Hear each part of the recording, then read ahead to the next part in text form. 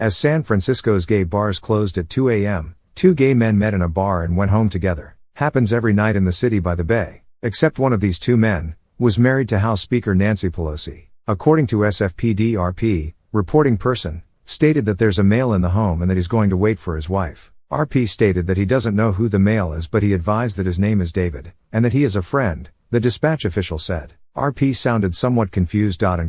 It's been a rumor for years in SF that Paul Pelosi is gay. David D. Pape is said to be a Castro nudist. The lunatic who allegedly assaulted Paul Pelosi is a Berkeley resident and a former Castro nudist protester and hemp jewelry maker in Apos. Okay, so here's the theory, as related to me by a source. Castro nudists are a group of really radical gay male prostitutes that parade around naked with CK rings. First of all, the police did not come in response to an alarm. They come in response to a wellness check .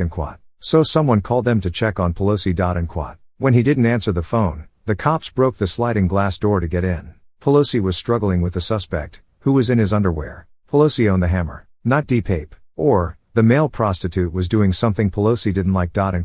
And then there was the press conference when they didn't know the mic was on. During that, a reporter confirmed that the suspect was a gay Castro nudist, but authorities told him he couldn't use it .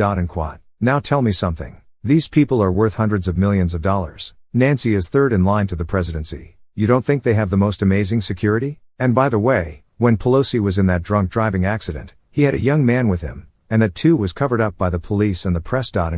How would suspect D. Pape have been able to break a window that without triggering an alarm? He didn't. The police broke the window to gain entry. There was only one hammer, and it belonged to Pelosi. And only one cop quoted the perpetrator saying, "Where's Nancy?"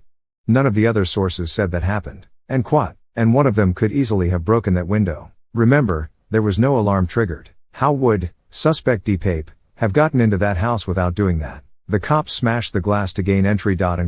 Who called 911 to initiate a wellness check? Either Nancy or her staff, who hadn't heard from Paul all evening and suddenly it's 2 a.m. Or a neighbor, hearing a fight at the Pelosi residence. Admittedly, David D. Pape is a known nutcase. He's an election denier, says mainstream media, who has posted conspiracy theories online. That may be true, but he also lives in Berkeley, where he is a 42-year-old career student.